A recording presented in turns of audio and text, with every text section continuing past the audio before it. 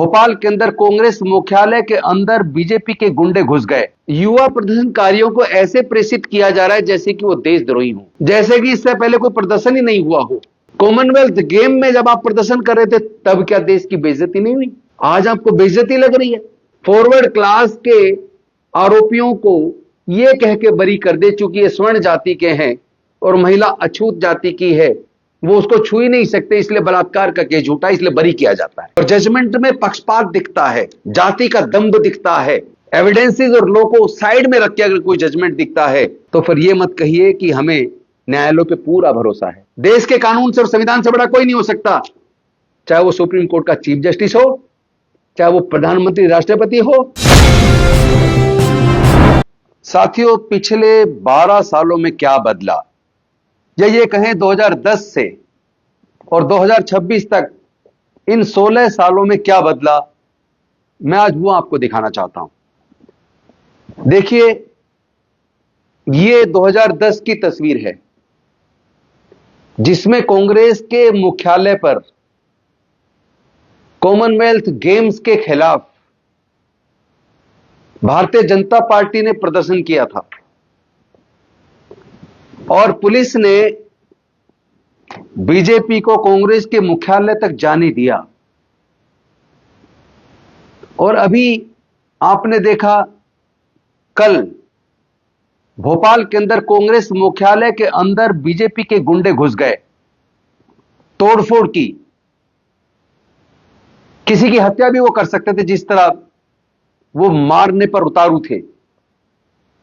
लेकिन यहां एक सवाल आता है कि जहां एक तरफ भारत ने नरेंद्र मोदी जी के नेतृत्व में अमेरिका से ट्रेड डील की, एक तरफा ट्रेड डील, और वो भी अमेरिका की शर्तों पर। हमारे देश की नीतियां अमेरिका तय कर रहा है। ट्रंप बार बार कह रहे हैं ऑपरेशन सिंदूर में युद्ध मैंने रुकवाया।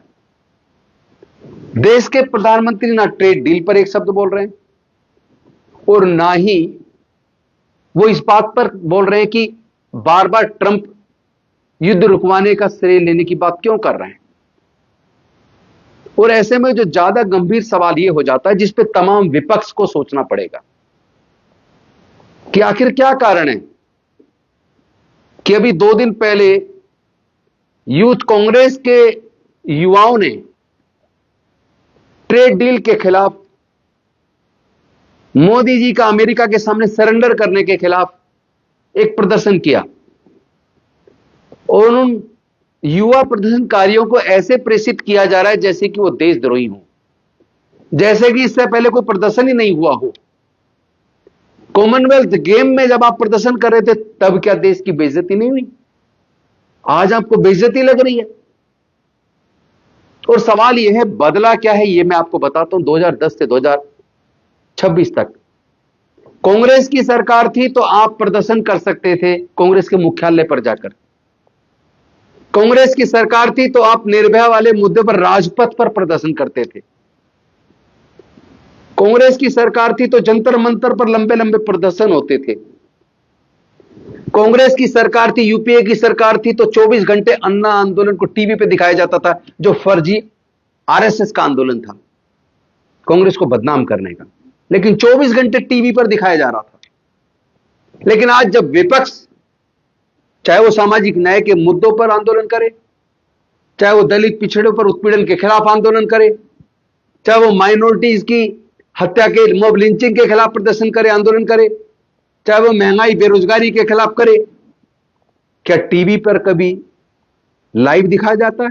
लाइव तो छोड़िए, टीवी कवरेज ही बंद हो गया, क्योंकि जिस मुख्य मीडिया को हम मीडिया समझते थे वो तमाम मीडिया बीजेपी का कार्यकर्ता बन गया।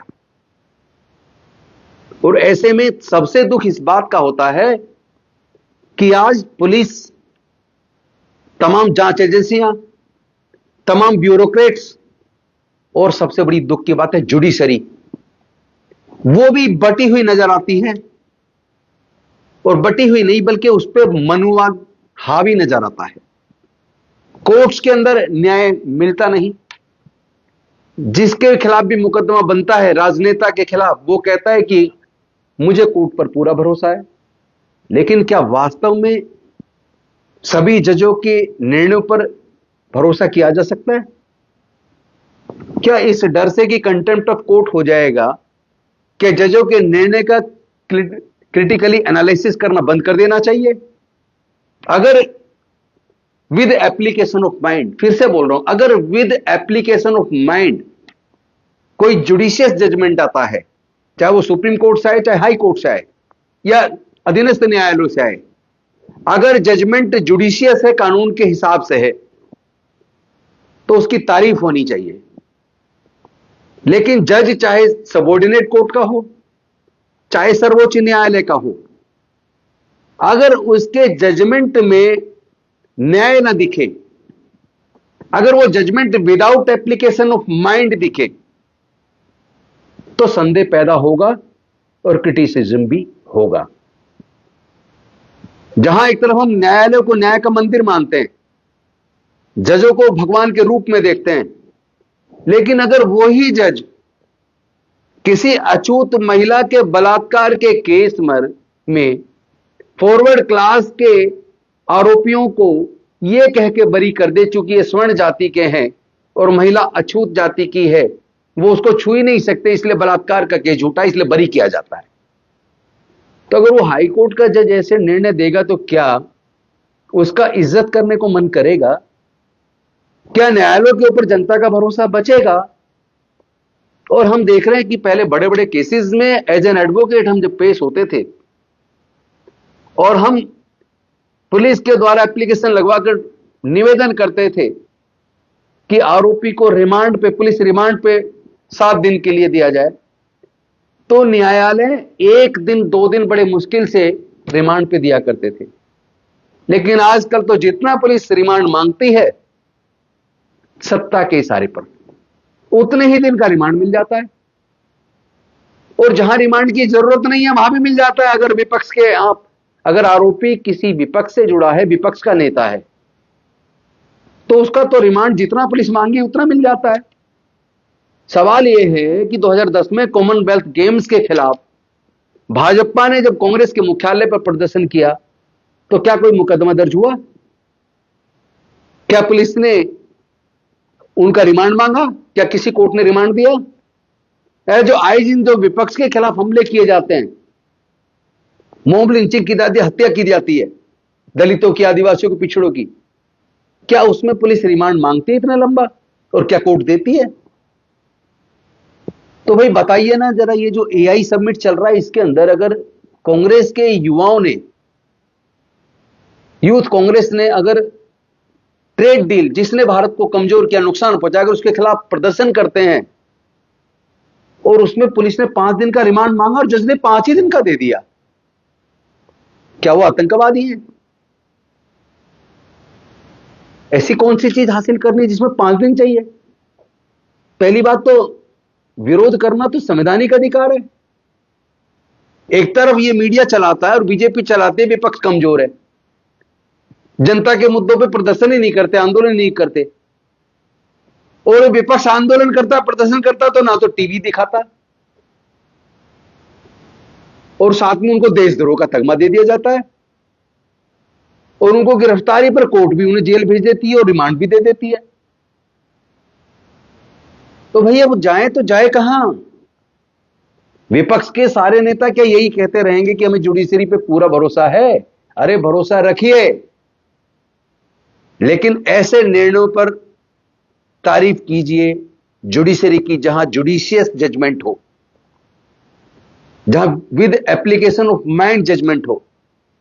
लेकिन अगर जुडिशरी के द्वारा भी without application of mind judgement आता है और जजमेंट में पक्षपात दिखता है, जाति का दंभ दिखता है, एविडेंसेस और लॉ को साइड में रख के अगर कोई जजमेंट दिखता है, तो फिर यह मत कहिए कि हमें न्यायालयों पे पूरा भरोसा है। यह कहिए जो जज कानून के हिसाब से न्याय करता है, हमें उस पर भरोसा है। लेकिन जज अगर पक्षपातपूर्ण रवैया अपनाकर जजमेंट देता है, संविधान को सबूतों को ताक पर रखकर जजमेंट देता है, तो ऐसे जज पर और ऐसे न्यायालय पर हमें कतई भरोसा नहीं है। आज नहीं तो कल ये बात तो सबको बोलनी पड़ेगी, अदरवाइज विपक्ष के तमाम नेता ध्यान रखें कि आज सत्ता, केंद्र की सत्ता लगातार न्यायालयों को प्रभावित कर रही है और ये सो कॉल्ड मनुवादी मीडिया केंद्र की सत्ता के इशारे पर उन्हीं के लिए काम कर रहा है।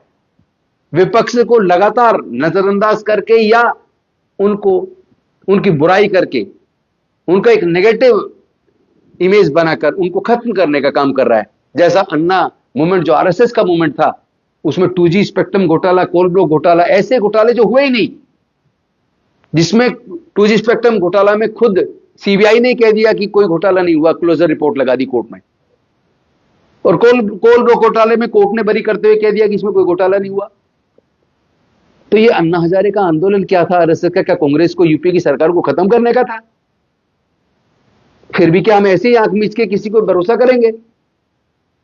तो मैं पूरे विपक्ष को और देश के सभी लोगों को हाथ जोड़कर निवेदन करता हूं कि बुराई के खिलाफ खड़े होइए, बुराई के खिलाफ बोलिए, और अगर वो बुराई या अन्याय या दमन अगर कोर्ट का कोई जज करता है तो उसको भी क्रिटिसाइज करना होगा,